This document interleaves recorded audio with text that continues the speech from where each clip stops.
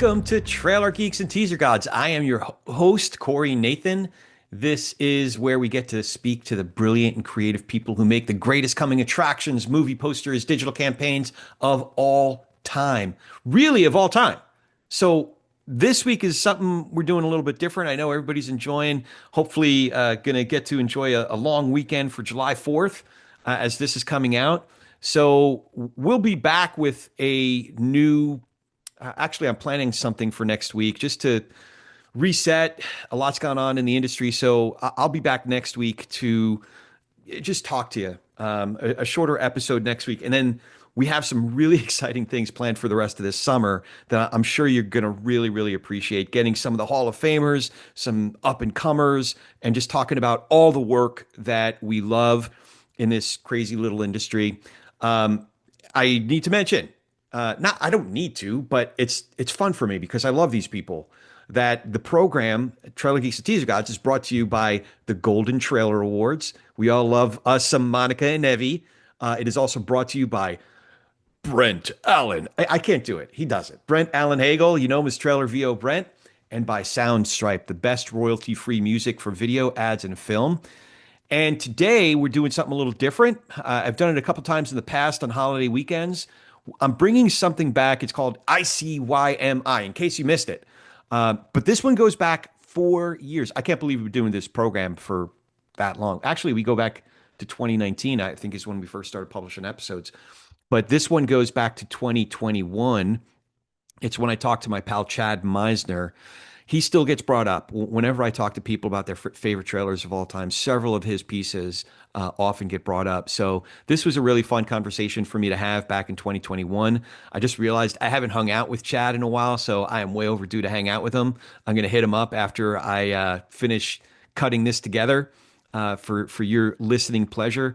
But for editors, up and coming creatives, just want to be inspired. People who are into yoga, just listen to my buddy Chad. He's got some good wisdom.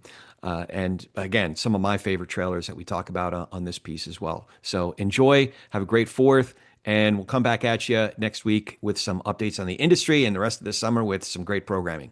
So here we go. Today's guest is a pal of mine and a good friend to a lot of folks in the industry. Chad Misner was most recently the SVP of Creative Advertising at Focus Features. And prior to that, was responsible for many brilliant contributions, 2 of which are often listed in the greatest trailers of all time, Little Children and Social Network. Did you know that you're listed often for both of those on these random top 10 lists? Did you know that? Yeah, by the way, thank you for the kind words. It's really a wonderful feeling because you hope that when you put something out there that people respond to it, and the fact that it makes them feel a certain way, it's incredible. And every once in a while somebody will stop me and go, "Oh my God, you cut that piece. I love that piece." I'm really grateful. Yeah, no, and it's true. It does. It's not just for the award per se or the, rewards around the award. It really does have an effect because I've interviewed a lot of young people in my headhunter capacity that are just entering into the business, and more of them are students of specifically trailers. Mm-hmm. And there are some trailers that get mentioned again and again. Obviously, a couple of Bill Neal's pieces. Yeah, stuff's great. A little further back, Skip, obviously yep. Has some pieces that are just really studied. But your pieces too, there are young editors now that are having an impact that just really looked at those pieces, studied those pieces, broke them down, reverse engineered. And that was their first scrimmages, if you will, of getting into the art form. So your background, you're from Idaho? Yeah, I'm from a place called Pocatello, okay, which is southeastern Idaho. The one thing about Pocatello is, although it's not that well known of a town, it was mentioned in a Bertolucci film. Oh. The Dreamers with Eva Green. I was watching it. I was like, whoa, this is crazy. Bertolucci, yeah. Pocatello, very random connection. And that David Lee Roth from Van Halen, yeah, he was asked in an MTV interview what city or state was his favorite place to play. And he said, hands down, Pocatello, Idaho. That's so random. I know. He said, they know how to party. Which of course set all the, the people that were like trying to contain their kids, they went crazy. They were like, we got to lock this down.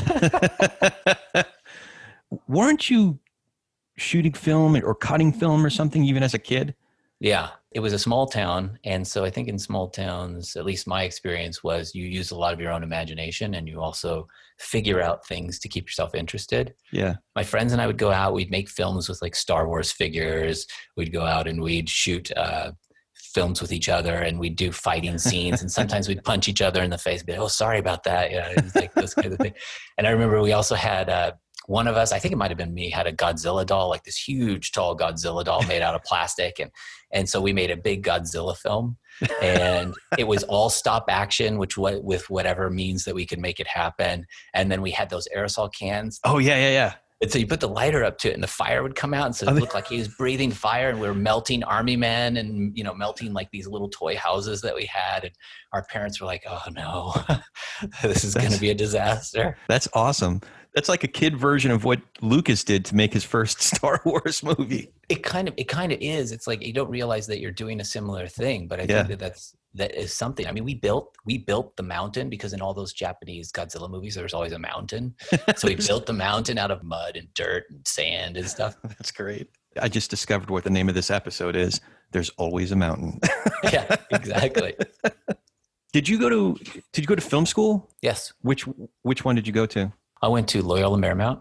Oh, okay. Smaller film school, but a lot of hands-on learning. You want to take the equipment out, you got an idea, go for it. And I really enjoyed that.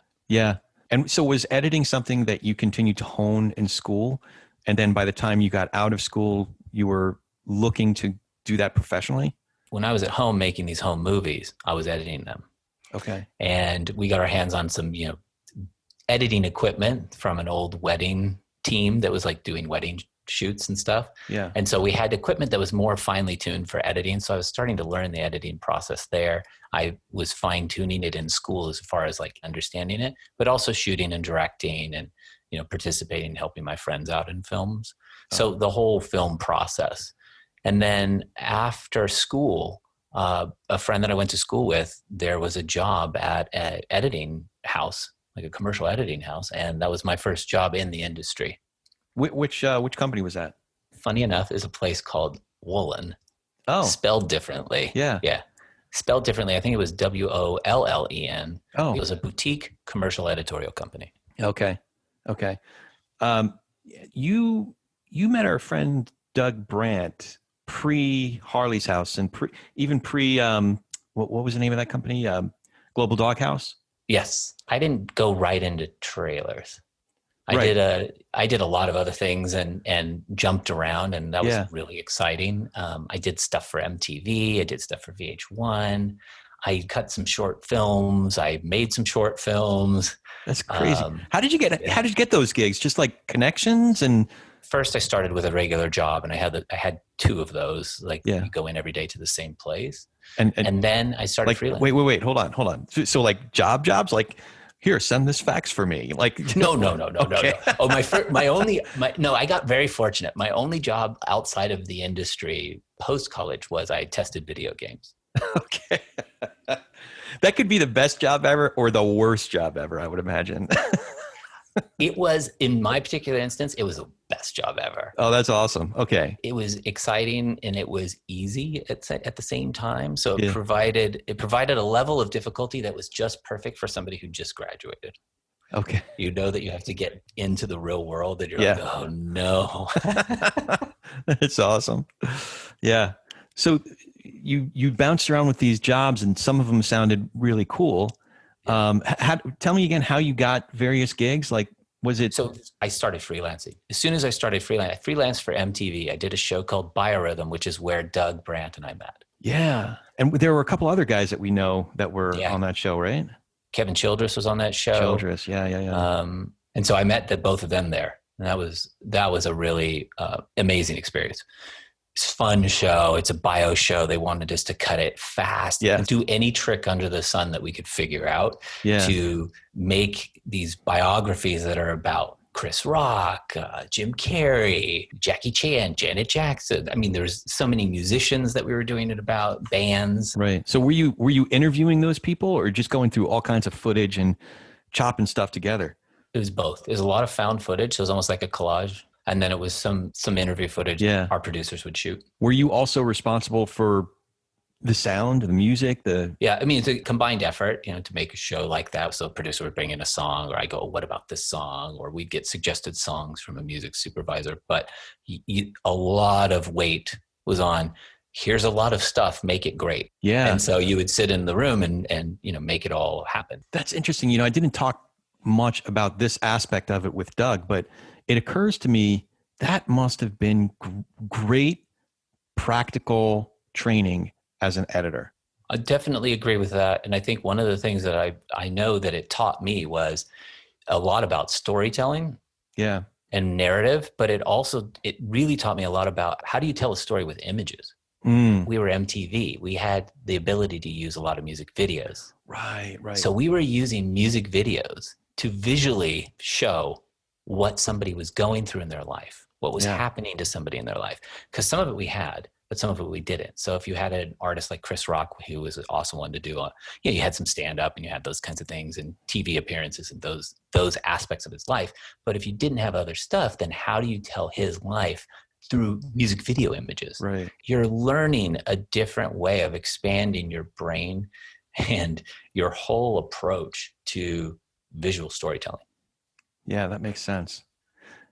So is Doug the one that got you to Global Doghouse? Yeah. So I'd met Doug on MTV's Biorhythm. Yeah. And then we did Farm Club together.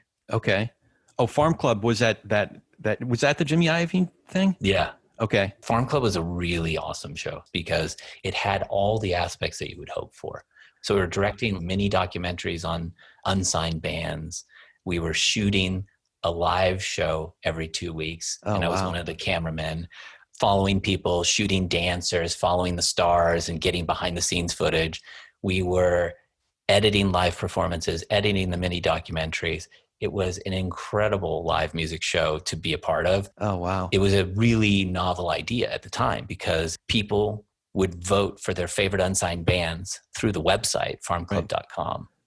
And whoever became the most popular band at that time would then be invited to come play live in Los Angeles on a Universal soundstage. Oh, man. With enormous artists. You're talking about Beck, Busta Rhymes, Macy Gray, Eminem, Jay-Z, U2, No Doubt. These artists could be there at the night that these unsigned artists were playing. Yeah. So it was a phenomenal opportunity for the unsigned artists. And it was basically part record company, part television show, and part website all together, which nobody was doing at the time. Yeah. And a lot of these bands had the chance to possibly be signed to Interscope and get a record deal. Right. We got to do so many cool things, and we got to really be involved in all aspects: directing, shooting, editing, going to parties. The show was so crazy that we had a sound stage that was rented for the show itself. Yeah. And they do the live show, which had dancers and then the artists. Yeah. And then after the show, they rented the sound stage next to it and would throw these huge parties. Wow. So you'd have artists like Bono and Busta Rhymes hanging out together at a backstage party that you were there because you were supposed to shoot it. Yeah. It was a pretty phenomenal time. That's pretty cool.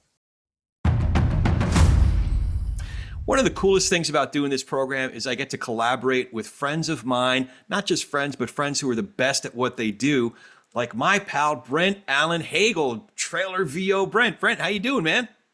Wonderful, Corey. And I think, critics and audiences would agree to that. So do Trailer VO guys always talk that way, or do you ever break character? Would never break character. Cocktail parties, they say, hey, can you do the voice thing for us while they all drink a beer? Do you do the voice thing while you're drinking a beer? I've never tried. I could probably win an award for that. Oh, see, you're already breaking character, man. If we go on too long, you're going to start sounding like Gilbert Gottfried or something. It'll be like this. Hey, it was the podcast that did it to me. Haven. All right. So before we hit it, we get back to the show. How can folks find you? BrentAllenHagel.com, Brent, A-L-L-E-N, Hagel, H-A-G-E-L.com on the interwebs and social media at Trailer VO Brent on social media. It's a great follow. Thanks, Brent, and thanks for helping out. And now back to our show. After Farm Club, I was still freelancing a while, and then Doug and I had like hung out, had lunch or something like this. And he's like, "I should come over to Global Doghouse and check it out." Yeah, and Global was it was the next iteration of what was Poetic Justice back in the day, and this just cool boutique under the radar trailer shop. They were doing print as well. Steve Pirani, right? Yep. Yeah, that little group got your hands on some pretty cool projects. Yeah. What were a couple of the projects that you did when you were there? When I was there, I wasn't there for too long. Okay. I was just starting out. So I did a movie called Big Bad Love, and I did a movie Drumline. And I don't know. Yeah. I don't think the trailer that I did for Drumline ended up being the final trailer. Okay. But I worked on the movie. Right. I seem to remember early on, I forget if it was you, Childress, Doug, or maybe it was Benj. Benj Thal was part of that group too. And Matt Leon was there. Oh, that's right. Matt Leon stayed. He stayed at a different iteration of that company for quite a few years, like KO Creative or something like that. Yeah, that's it. And Kevin came out of there with a really iconic trailer. Memento. Yeah. I mean, he had others too, but I know Memento was like the big one from there. Yeah. So did you know by that time that trailer specifically was a long-term pursuit for you? Well, I always wanted to be in film. Okay. I had been in more TV, which was exciting, but I'd been in a lot of music television, which I love because I was a DJ, a radio DJ in college. So I worked at KXLU in college. Okay. So music has always been a huge influence in my life, and I used to go to shows all the time. In fact, that was one of the challenges of trying to get through school is being exhausted after going to concerts and, being somewhere in Hollywood at 4 a.m. And then getting back for classes. And that was a lot of fun. So music is always huge. So then I was in this television stuff. I was in television and music. I'd done some commercial stuff. Yeah. I was starting to get into trailers. And so now it's closer to the films. And I was like, I really liking being around movies. Yeah. Coming in and working with a film every day is a special place. Right. You're in an interesting vortex right there. I'm just trying to think about where you were coming from as a kid and as a young creative person. And then that discovery of like, oh, wow, this is a cool thing, I was just following the enjoyment of it all. Yeah. So Doug was the one who brought you over to Harley's house? Yeah. How far along was the trailer part? Because Harley had a commercial editorial division. He might have had a little bit of like a visual effects animation company that was trying to get off the ground. Yeah, all of that stuff, as far as I know, still was going on, and trailer was just starting. Yeah.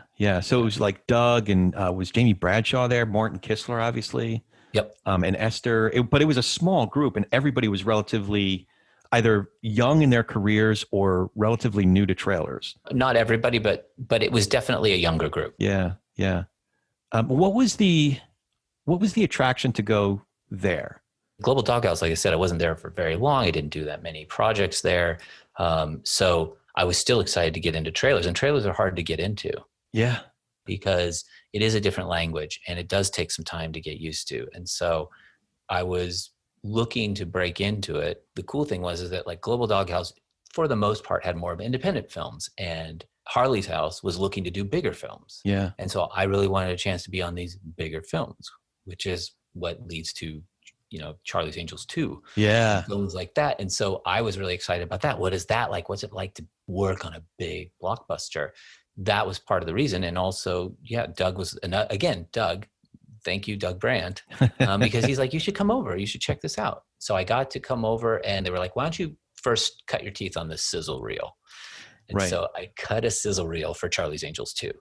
And with all the background of Biorhythm and all the MTV stuff and the Farm Club stuff, the real people really liked it. Yeah.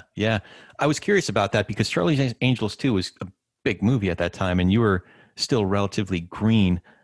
So the sizzle reel was, I was wondering if there was a project that, for lack of a better description, got you onto the varsity team there. Well, I think what that did is like, okay, you're going to work on the trailer. That's great. That must have been a thrill. Yeah, it's a great feeling. You're like, oh yes, this is what I've been wanting to do. That's awesome. So it was was it the My Sharona piece? Yeah. That was just inspired. That was just absolutely inspired. How did you guys, was it just you or like, was there a team of you guys that were working on it? Yeah, that trailer was me, Doug Brandt, Joel Plotch. So 3 of us worked on it around the clock. It was a really important movie for the studio. It was a really important movie for Harley's House / Ignition. Yeah. And it was a hard movie to unlock because it just was for some reason. Sometimes there's those movies that just fall together and it looks like when you see the trailer, oh, it just fell together. And it did in the end when we finally figured out the right way to go. Yeah, well, I mean, you look at that piece and that trailer and that fast photo montage thing that you did at the end. Like there were people who are like, yeah, this is perfect. They must have, that must have just jumped out and bit them on the ass, and the trailer made itself, but obviously not. Yeah. How did that all come? How'd you guys discover that? A lot of hard work. Just try and keep on swinging. You have to be open to trying something. Yeah. And I mean, not just trying, executing it to your best and then looking at it or having other people look at it and say, great, that doesn't work. Yeah. Or we need to try something else. And then sitting back down and looking at the movie either in a different way or looking for a different approach or looking for a different way in. Yeah. I think one of the things is you're always trying to find the best representation of the film. Yeah. Because it's the first time you're going to see it. Oh man. Yeah. What you're describing, I'm smiling because I'm remembering someone else described what you're saying in a very different way. One of my favorite people in the world, Smitty, he just said, you got to get your licks in. Well, I get it because it can feel like that sometimes. Yeah. Especially when you're new to the process, or even if you've been in the process a little bit. You have a lot of people, a lot of times when you say, oh, you cut trailers, and they go, oh, it probably only takes a couple days and all this stuff. Because it is a way of thinking about it because you don't know the process and you've never been in it. And you don't realize a lot of what goes into it. That reminds me of an interview I heard with Matt Damon and Ben Affleck. And it was not too long after Good Will Hunting. And the interviewer didn't know that they had taken the better part of 10 years to develop that script. Oh my God. And, Good Will Hunting, and they won, I think for writing or something, or for screenplay, it won the Oscar. Yeah. And he goes, how does it feel to be an overnight success? And then Damon goes, if we're an overnight success, this is the longest night of my life. It's a lot of work to get to good, Yeah. So, did you go right to Woolen from Ignition / Harley's, or was there? I didn't go right to Woolen. What I ended up doing was I went and traveled a bit of the world. A bit of the world? Yeah. I met my future wife. Oh. I spent, a portion of the summer reading Harry Potter series with her. Oh. And then I also directed visuals for the band Dintel, who one of the members is one of the members of the Postal Service. Okay. And I went on a tour with them and I performed the visuals live. Oh, that's interesting. We were in Europe. We were on a European tour. I had shot all this stuff and then I'd perform it live. So it synced up with their live performance. Wow. It was so much fun. That's pretty cool. And we went several countries in Europe. And then we ended up, our last stop was in Barcelona, Spain for the Sonar Festival, which is an enormous electronic music festival. And it was quite an experience. That's awesome. And then I directed a music video for Beachwood Sparks, a band that was on Sub Pop, a song called By Your Side. And that video, I just love how life works because Autumn de Wilde is in that music video. And then years later, when I'm at Focus Features, she's the director for Emma. Oh. And not only that, she's also her and Blair Green. He's the executive in charge of print at Focus Features. And he's just an extremely talented person. He's one of those people that you come across and you're like, oh, it just changes the way you think about things. Because when he would do his presentations of the print, it was almost like going to an art exhibit. Oh, wow. You just learn a different aspect about creativity and how to present creativity. I'd love to talk to Blair. I've never had a chance to really catch up with him at length. Actually, now that I think about it, he was there going back to the Gramercy USA days when it was Paula Franceschi, Miles Bender, and Mark Woolen as like a kid in-house at Gramercy USA. So speaking of Mark was the next significant chapter for you. And that was quite a significant chapter. Yeah. So after the interlude between, then Mark was the next place that I came to. So I started as a freelancer. Oh, okay. And because of that, I was actually doing projects and working there. So sometimes I wouldn't work there for a couple of weeks or a month, and I'd be doing another project. Yeah. Like I shot the opening to the Latin American Music Video Awards with Diego Luna and Poncharello from Chips, Eric Estrada. That's awesome. It's a very short bit, but it was a lot of fun. And then I went and worked on the MTV Shortlist Music Awards and shot some of the live bands and worked on cutting some of those performances. So it was, at the time, it was like getting a best of both worlds. And also at the time, Mark Wolin and Associates still had some stuff coming in from not music video work necessarily, but different types of projects like that. So it was all aligned with trailers and music. And I also just really liked, Mark and also the people there. Mark and I, we just really worked well together. Yeah. Saw things eye to eye. And sometimes, it felt like you're finishing each other's sentence. Oh, yeah. It was just a really good creative partnership. Yeah.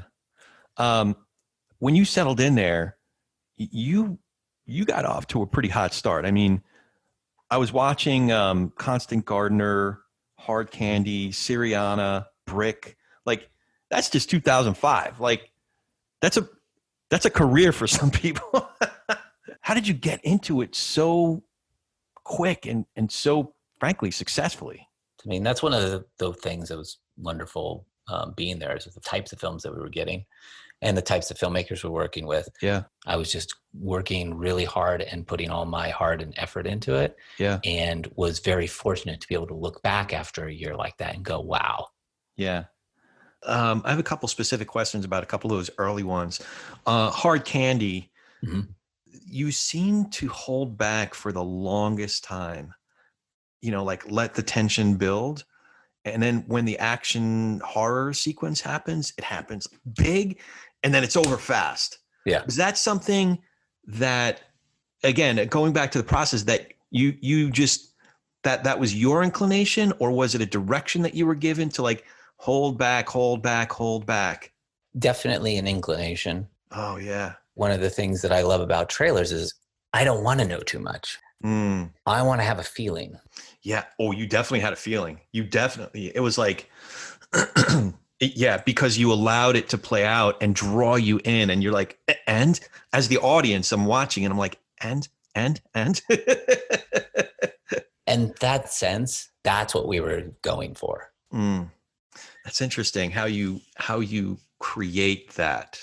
I think with exploration, with anything, it's with exploration. You mess around with little things like trying a different opening here or there, and you just realize like, no, the most provocative way is to just let it seep in. Yeah. And that's why the blinds are in there as well.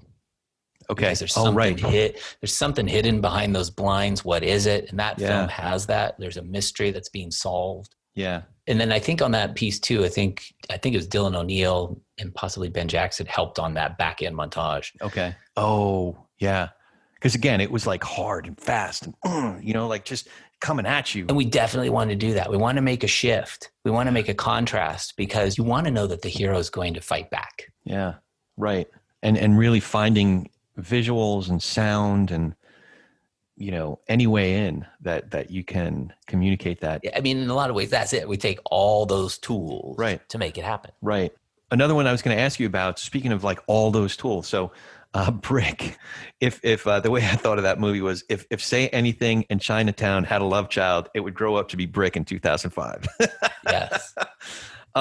So one of the things I noticed in that one was those graphics with the smoke and playing up the noir feel of the movie. Yeah. So how did that all come about?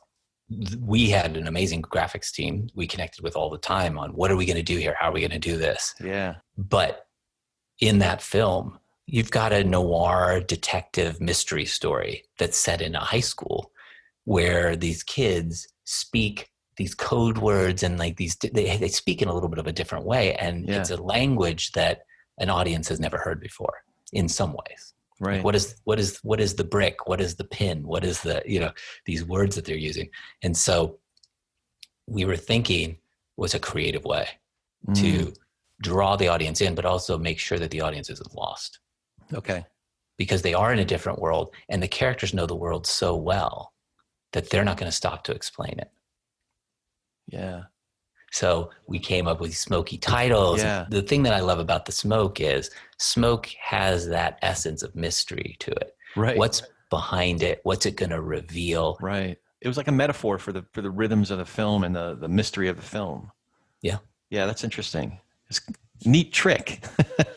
Well, I mean, some of them are tricks and some of them, I mean, that type of a thing is, I think, also from really exciting and interesting creative discussions. Yeah. Yeah. So that it becomes something significant and not just a trick. Right. Right. Yeah. How do we communicate this film without giving away too much? You know, that's a hard problem to solve, like a, you know, complex problem to solve. Trailer Geeks and Teaser Gods is brought to you by the Golden Trailer Awards. For folks who are just starting to get plugged in, the GTAs is an unconventional ceremony that honors excellence in feature film trailers, teasers, and movie marketing. Or as some folks like to think of it, it's the award ceremony for the short attention span. We all just celebrated the 25th Golden Trailer Awards. So would that be the Silver Golden Trailer Awards?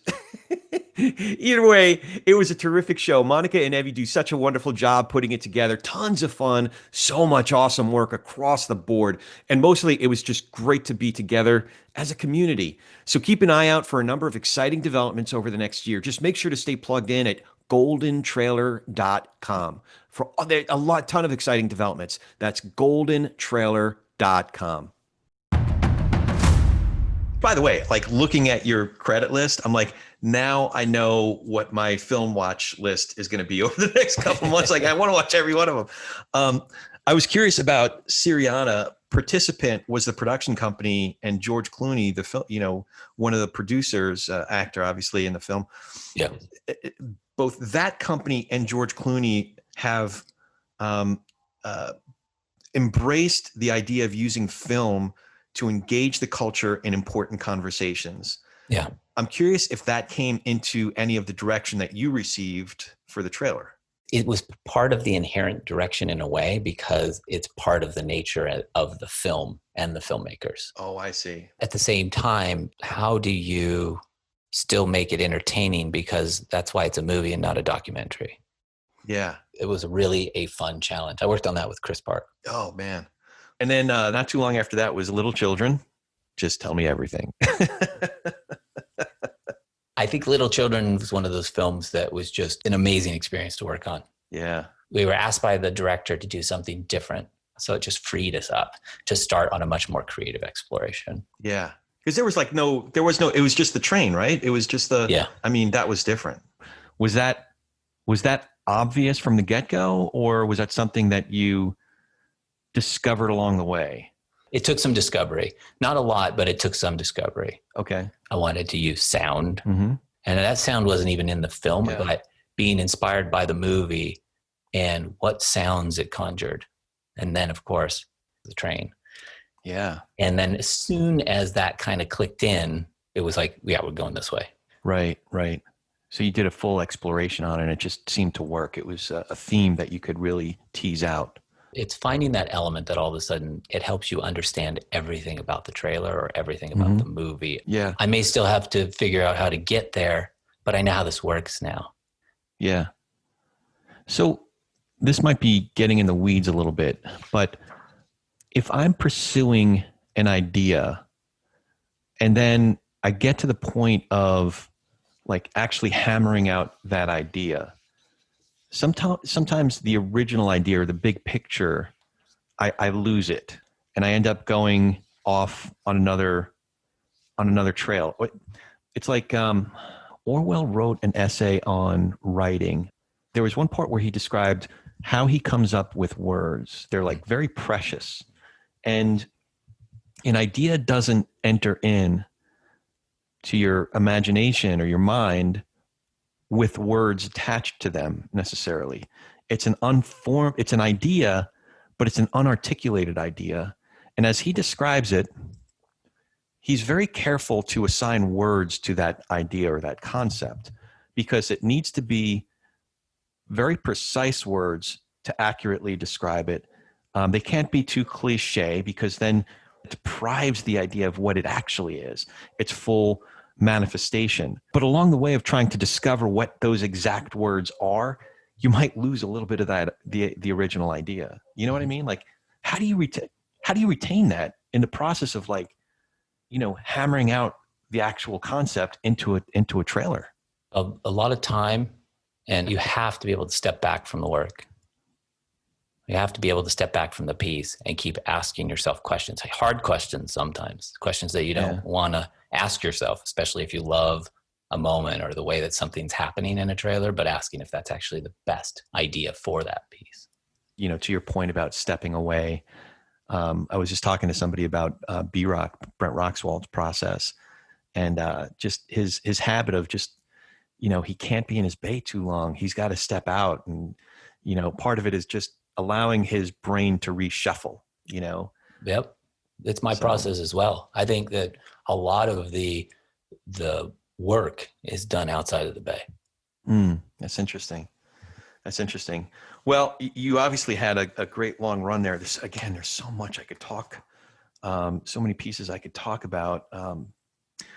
Milk, the operatic score, was that your choice? It made it big. Like, the graphics were big, the crowd scenes were big, the stakes were big, but the operatic score is really what gave that feeling of grandeur.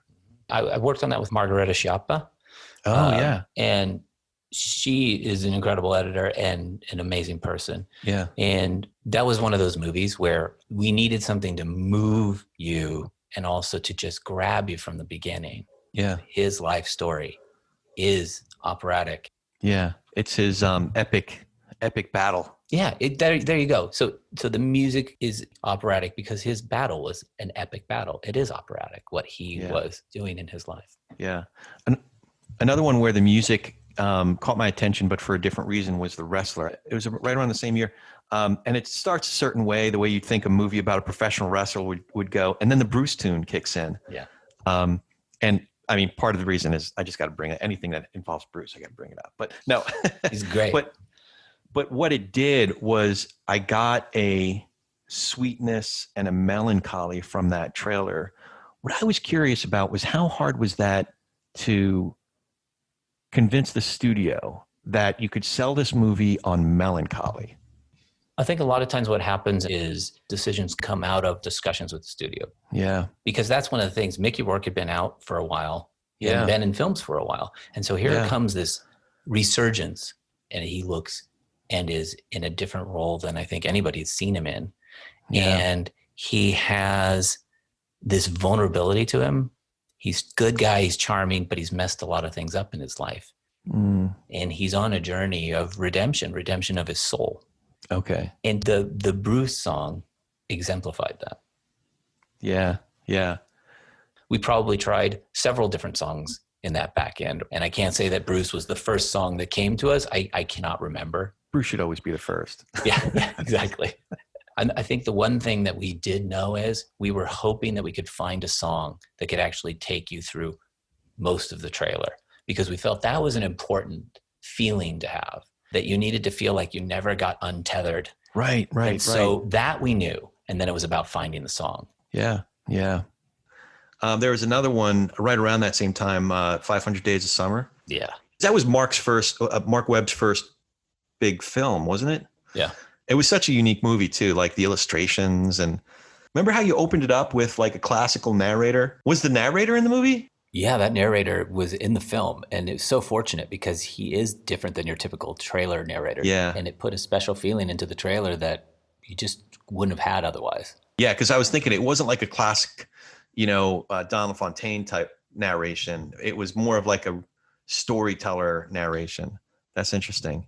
Yeah, and that trailer, Ben Jackson helped me on the revisions. Oh, okay. And the great thing about making that trailer is that because of the narrator, the music, and the stylized film that it was, everything was there. And it was really a matter of figuring out, how are we going to encapsulate this movie with this different look and feel in 2.5 minutes? That was the true challenge. Yeah, yeah.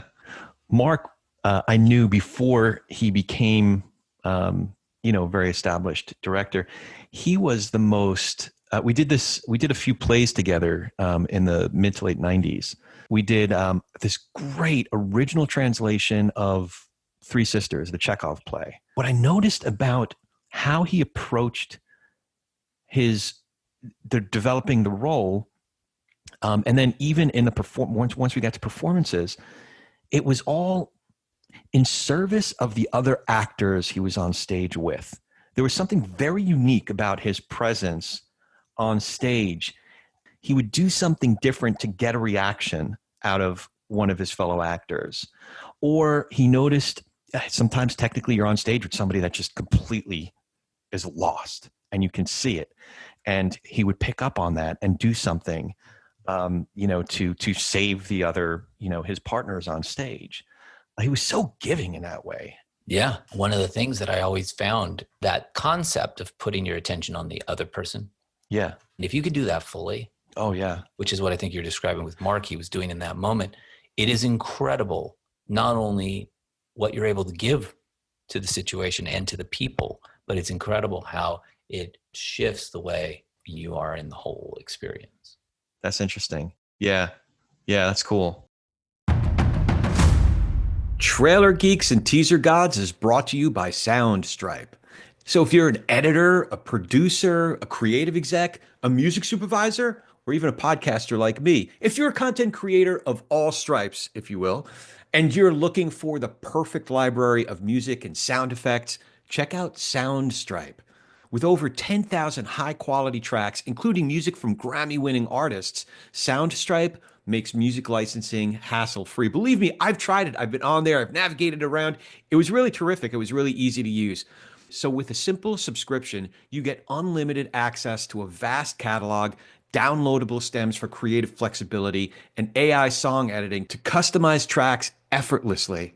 Plus, their seamless integration with Premiere, which is what most of my editor friends are on. It means a smoother editing experience. If you're ready to level up your production game with properly licensed, high-quality music and sound effects, head over to soundstripe.com/trailergeeks and save 10% with code TRAILERGEEKS. That's soundstripe.com/trailergeeks and code TRAILERGEEKS.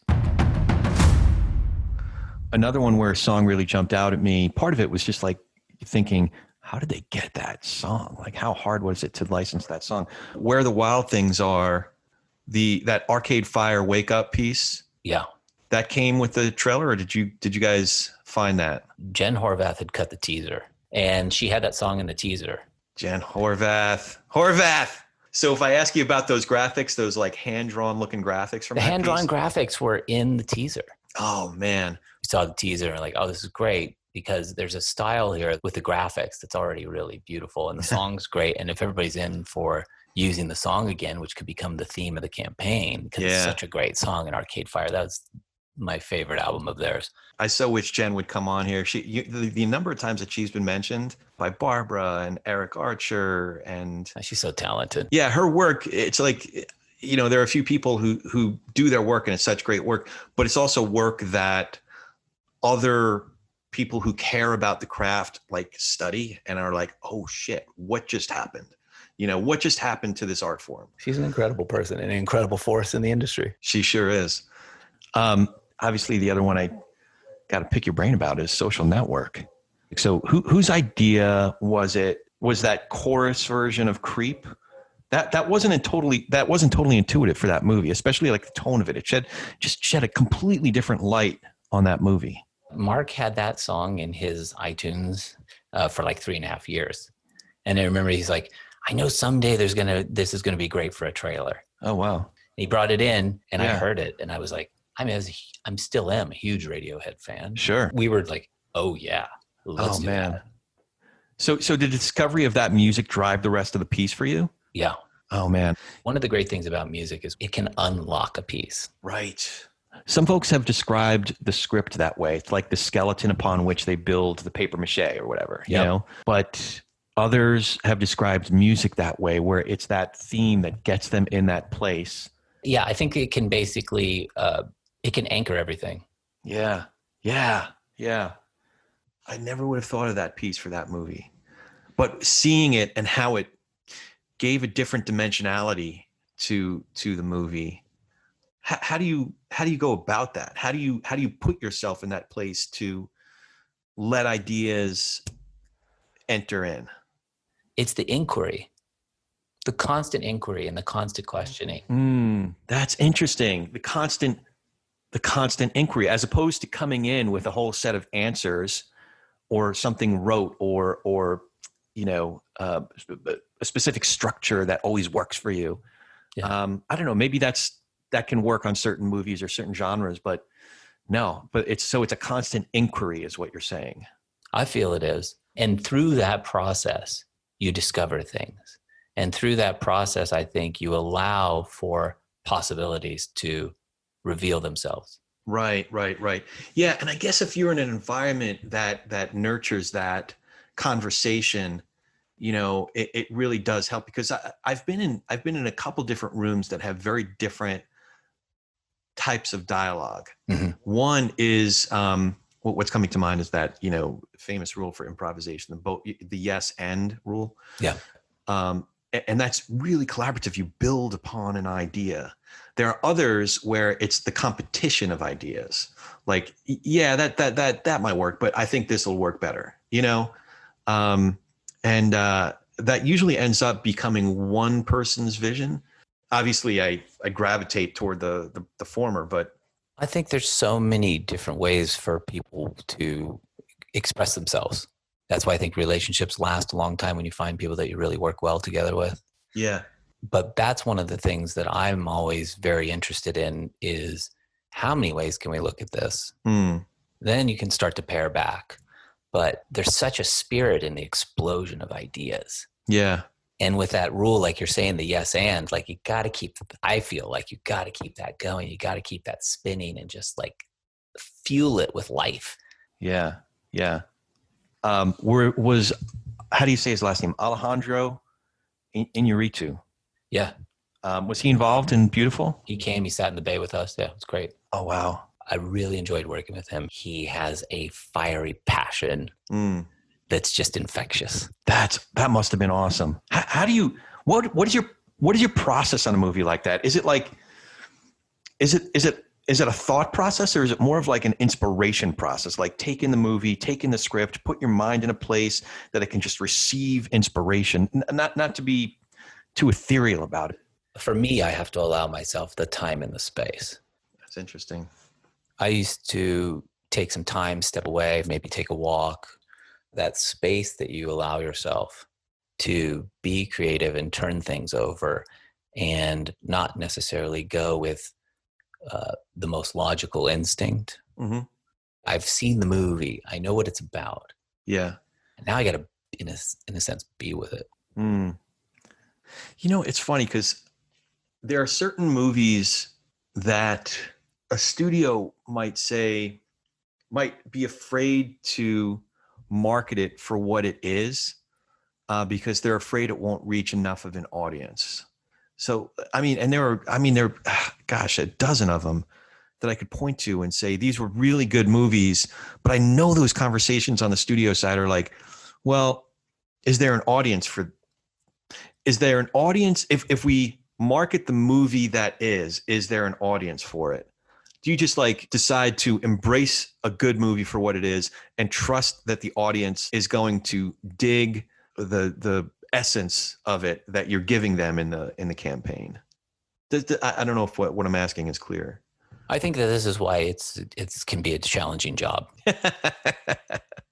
Something else I noticed about your time there is you had the opportunity to work with some really awesome filmmakers. That must have been helpful later on when you got to focus. Yeah. Because not everybody, like not every shop has directors coming in or communicating directly with them. And certainly not every editor or even producer is dealing directly with filmmakers. Not only was it exciting, it was extremely helpful later on, but it was also extremely helpful in the moment. Yeah. Because filmmakers have been working on the film, cultivating this movie for years.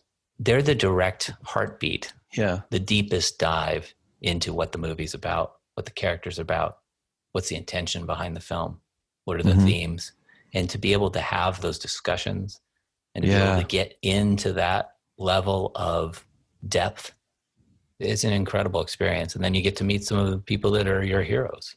Yeah. Yeah. So not too long after that, you made a big move at industry. Mm-hmm. Was that, did you go over as an editor, or did you go over specifically to pursue, to grow creatively, to take on the creative director role? To take on the creative director role, I was ready to challenge myself in a different way. Was it a smooth transition, or, after having been an editor for so long? There are things that you definitely learn. Yeah. One of the things is that you're so used to doing it yourself, certain aspects, like editing a trailer. And so now you're working with editors. Oh, that must have been interesting. Like sitting behind the editor, do you have to fight against that impulse? Because, you're used to just being, like you said, being able to do it yourself. Do you have to let that editor, do you have to fight against the impulse to go, like to get on the board and actually like, no, I mean like this. I think the times that you do, it's usually because you haven't learned how to communicate. Oh, that's interesting. So you're just owning it. It's on you. Yeah. Interesting. There are specific cases where maybe that may not be the case, but I think overall, yes. There are some cool pieces there. Hector and the Search for Happiness, Black Hat, Star Wars, The Mummy. So the Star Wars project, you had to recap the whole first 6 episodes and then teasing the 7th.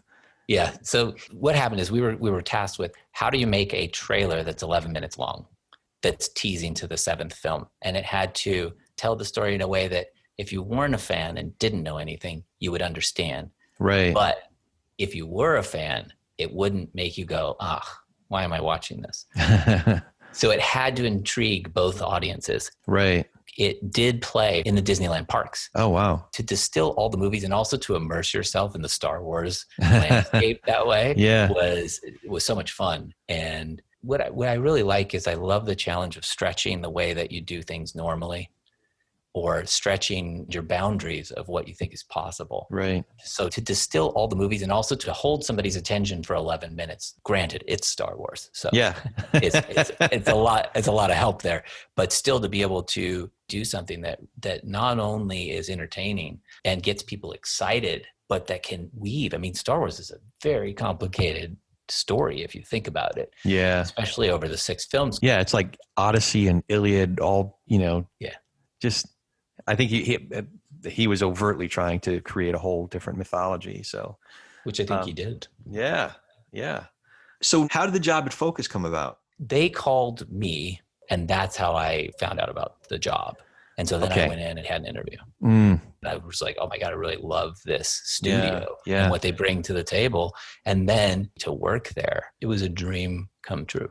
I was excited because so many filmmakers that I admired in my lifetime were making movies at Focus Features, and those were the movies that we were going to be working with.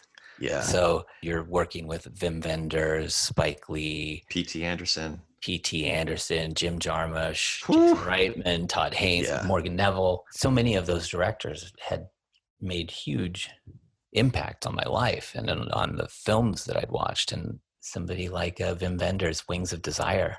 I mean, come on. Yeah. Wow. Do the Right Thing. I was a huge Public Enemy fan, and so I saw Do the Right Thing and with Public Enemy and Spike Lee and this new story that I'd never seen before.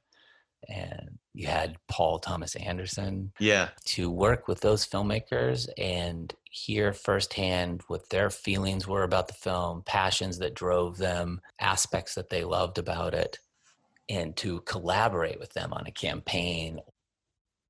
Mind-blowing. Yeah. Wow. Yeah. I mean, that's the other thing about working over there. It's just a really incredible group of people I was working with, so talented. Yeah. That have so much care and devotion. Just amazing to see how many people and how much coordination it takes to make and release a movie, from the filmmaking team to the studio team.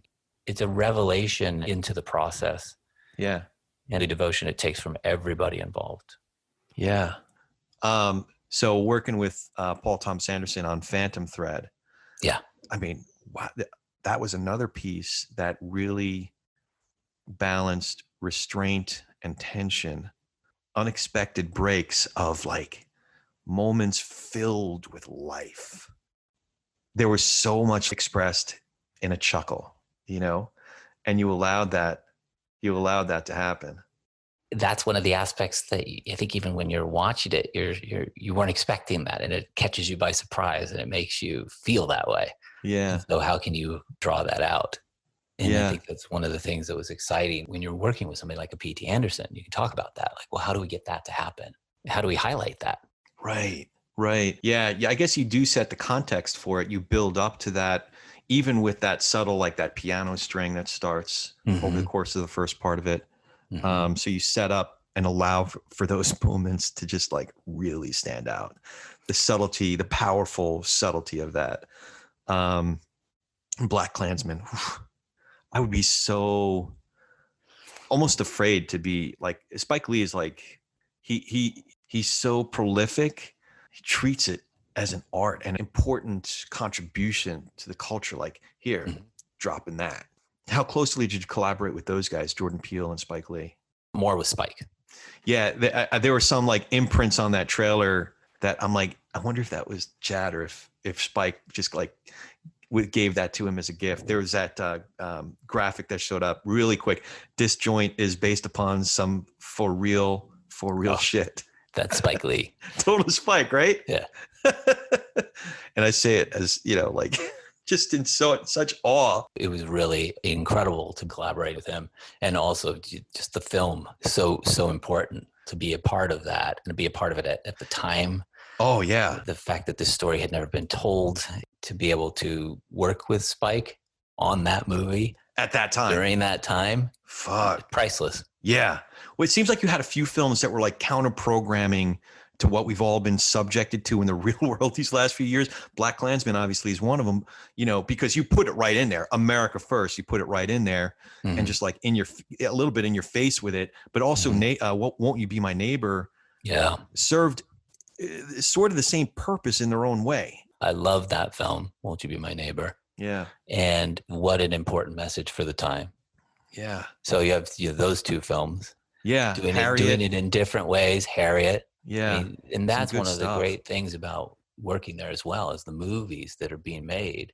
They're important films for the time that we're living in. And I think they're important films for any time.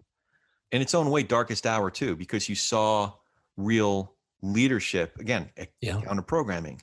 Not to get like too political about it, but like it's hard not to notice. It's hard not to see the contrast, Yeah. Interesting. All right. So we talked about a lot of different campaigns. What about a favorite campaign that flew under the radar? Wow, that's a great question.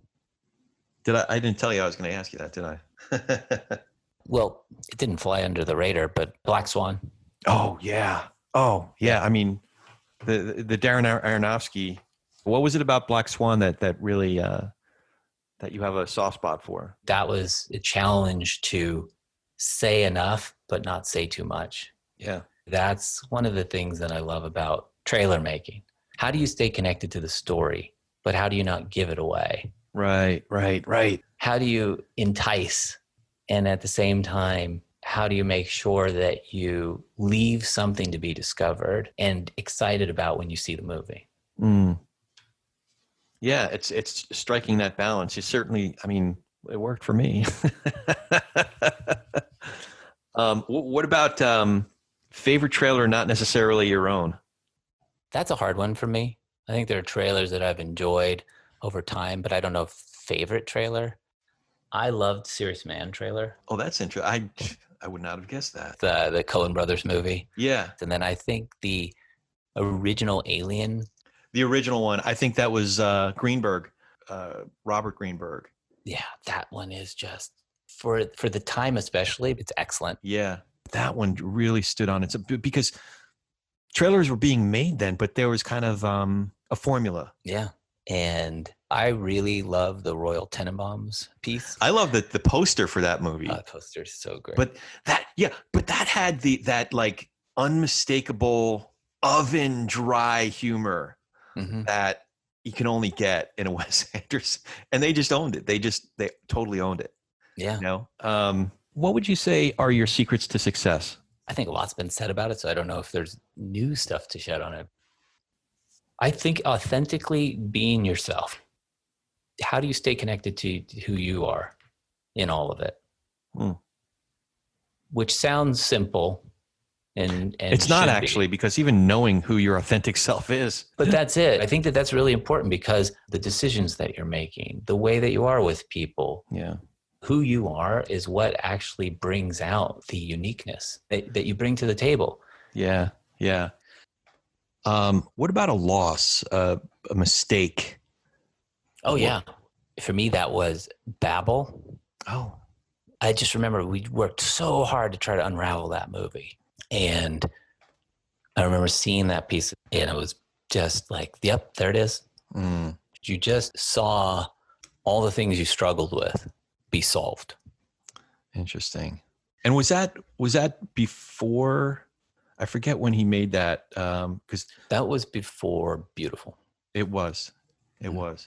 But you had the opportunity to come back and work with that filmmaker again. Yeah, which I mean, that happens. We worked a little bit with Fincher on Benjamin Buttons. We did some work on Benjamin Buttons, but not the trailer. Yeah. And then was able to work with him on The Social Network and The Girl with the Dragon Tattoo. So yeah. It's good, man. I guess if you don't necessarily get the finish, but if you show up and continue to push forward and try to find it, because it's a competitive business. There's other brilliant creative people in the business. So yeah, I think all the people that you've spoken with is this love and passion that they have for what they do. Yeah. I mean, there's so many amazing trailers out there, and there's so many talented people in the business. I mean, we scratched the surface. Yeah. Well, there are so many talented people in the business, and unfortunately, we've lost a few people in the industry. Is there anybody that you'd like to take a moment to remember that we've lost? Losing Chris Park was not easy. Yeah. That was not easy. Still isn't easy some days. Yeah. A lot of folks have, remembered Chris fondly. Yeah. I forgot to prep you for this one too, but is there a nonprofit that you're involved with? There are nonprofits that I donate that I'm not directly involved with. Okay. Yeah. And there's stuff going on in the industry too that, we just announced the Alliance for Entertainment Advertising Arts. But there's also some very earnest initiatives in the community working towards better diversity, equity, and inclusion. So it's coming. We all have to work a little harder for healing. But did I forget to ask you anything? I don't think so. All right. Not off the top of my head. Did you want to ask me anything? Yeah. What got you excited about this trailer business in general? And then from your excitement of being involved in the trailer business, got you excited about doing this podcast? I had a unique post for about, 15, 20 years. Because I got to talk to everybody and got to know the people landscape of the business better than anybody, because that was my job. Everybody else in the industry was busy making brilliant trailers. And my job was to get to know the people. So I had a really good sense of how many interesting people and interesting stories there were in the industry. Yeah. And that the story of the industry was really interesting, because over the years you get to meet these fascinating people who'd been a part of the business going back literally to the 60s, and those people who go back there knew the people who were involved in the business in the 40s and the 30s even. Yeah. So you have this sense of legacy. And this part of the industry the story of this part of the industry, entertainment, has never really been told properly. There are articles here and there. About once a year, the New Yorker or somebody like that will do an article and get a quote from a random trailer executive or trailer producer or trailer editor. And it's usually one of the same 2 or 3 guys, like Benny, Benedict Salter, Mark Woolen, your pal, and, somebody like that. But a thorough telling of the story of this industry has never really happened. There was a documentary and a longer story, but it went at it from very much more the VO perspective. So I wanted to dig in and tell the story of the industry by honoring the work, but more specifically honoring individuals, the people behind the work. Mm-hmm. And what sparked it, frankly, when I started listening to podcasts, I loved the medium. And literally after, I don't know if it was after the very first time I listened to a podcast, but shortly thereafter, I thought, this is something that we can and should do. So within about a year and a half, the right ingredients came together. Robbie Davis at DG Entertainment and I were talking about it. He said, "Oh yeah, we could do that." So we started doing it. And I was thrilled when I put the first list together of people, some of whom are just friends, that they're both, friends that I thought would trust me enough to come in and break the ice, and help me learn how to do this thing. Yeah. But also people that I thought were legitimately, like, if there was a Hall of Fame for this industry, everybody who's come in is either a lock for the Hall of Fame or a future Hall of Famer. Barbara and Seth Gavin and Smitty, and like even studio side people, Christine Birch and Orrin Aviv, and and contemporaries of yours, Archer, or just recently having Skip come in was awesome. And Bill Neal, Dana Flowers, like just one person after another, such interesting people telling the story of the industry. So I don't know, that's how it came about. And the more I do it, the more I realize there's still more story to be told. So, because there's more people to talk to. Yeah. We've been doing this over a year and we're just now talking about little children, So, I hope that answers your question. No, it does. It totally does. Cool. Well, I appreciate you doing this, man. I really do. It's always good hanging out with you. Same here. But this is a treat because we have it on the record now. Yeah, exactly. All right, man. Well, be well. Thank you, Corey. You too. I look forward to seeing you in person soon. Sooner than later, okay? Sounds good. All right, man. Talk to you soon. Join us next time for more Trailer Geeks and Teaser Gods. Thank you for listening to Trailer Geeks and Teaser Gods. We really appreciate having the listeners, and we appreciate hearing from you too. We've gotten some great constructive feedback, and I personally really appreciate the encouragement. It's been a ton of fun so far. What would really help us if you like us, rate us, hopefully 5-star if you do like us, share our podcast, give us a comment, and subscribe. Yeah, my engineer behind the glass is reminding me, subscribe!